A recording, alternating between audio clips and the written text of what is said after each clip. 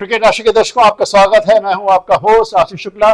जैसा कि हमने कहा था, रॉयल चैलेंजर्स बैंगलोर और लखनऊ सुपर जायंट्स के बीच में जो बेंगलुरु में मैच हुआ कि ये किस तरह से मैच जाएगा, मैच अक्षरशः उसी तरह गया। इसके बाद आईपीएल 2024 के जो भी अब तक 15 मैच हुए हैं उसमें 11 में हमारी प्रेडिक्शन सही हुई है, 4 में हम गलत साबित हुए हैं। अब हम आज के बारे में बात करते हैं, आज के मैच के बारे में जो विशाखापट्टनम में हो रहा है, जो दिल्ली कैपिटल्स का होम ग्राउंड है 2 मैचों के लिए। वहां दिल्ली कैपिटल्स सामने है कोलकाता नाइट राइडर्स के। दिल्ली कैपिटल्स को एक बहुत महत्वपूर्ण जीत हासिल हुई थी चेन्नई सुपर किंग्स के खिलाफ, जो अपने आप में एक विस्मय का विषय था, क्योंकि चेन्नई की बैटिंग नंबर 1 से नंबर 10 तक बेहतरीन है। और भले ही महेंद्र सिंह धोनी ने 16 गेंदों में 37 रनों की एक बेहतरीन पारी खेली हो, उसके बावजूद 20 रनों से चेन्नई वो मैच हार गई थी। उनकी पहली हार थी इस आईपीएल की, और दिल्ली को बहुत एक तरह से बहुत उनका उत्साहवर्धन होगा जिस तरह से उन्होंने चेन्नई को परास्त किया। दिल्ली की जीत की विशेषता थी उनकी गेंदबाजी। खलील अहमद, ईशांत शर्मा और मुकेश कुमार, किसी को उम्मीद नहीं थी इतनी अच्छी गेंदबाजी वो करेंगे जितनी उन्होंने अच्छी की। वो बैटिंग लाइनअप के सामने, जो कि शायद इस आईपीएल की सबसे अच्छी बैटिंग लाइनअप है।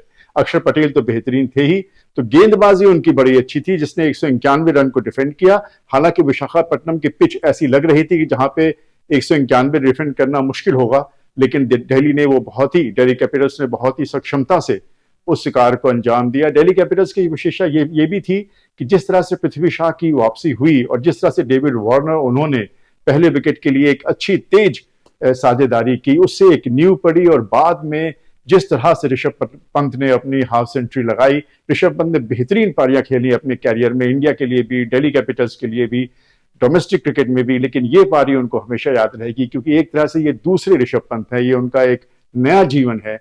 और उनके जो डायरेक्टर हैं सौरभ गांगुली, उन्होंने भी कहा कि ऋषभ पंत की ये हाफ सेंचुरी मुझे हमेशा याद रहेगी। ऋषभ पंत की वो हाफ सेंचुरी इतने क्रिटिकल मोमेंट पे आई, और जिस तरह से उन्होंने गेंदबाजी को फेस किया चेन्नई के आखिरी ओवरों में, उसने एक स्कोर को एकदम से बढ़ा के 191 तक पहुंचा दिया था। तो ऋषभ पंत की वापसी अच्छी खबर है। डेविड वार्नर फॉर्म में ही है, मिचेल मार्श भी अच्छे फॉर्म में है, लेकिन जो सबसे उनके लिए सुखदायी खबर है वो पृथ्वी शॉ की वापसी है। पृथ्वी शॉ अच्छे फॉर्म में नजर आए। अगर पृथ्वी शॉ अच्छा चलते हैं या 6, 8, 10 ओवर खेल जाते हैं तो वो एक ऐसी शुरुआत दे देते हैं टीम को जहां से उसको पैक बैक करना, रोक पाना बहुत मुश्किल होता है।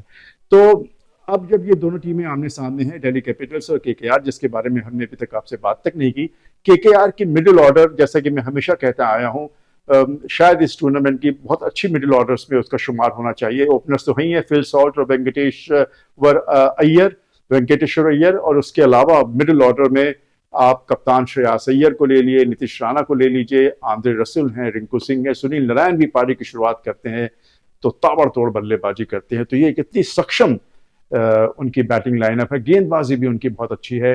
आंद्रे रसल तो वही है, इसके साथ साथ जो ये तीनों स्पिनर्स हैं बीच के, ये एक बेमिसाल एक प्रदर्शन करते हैं।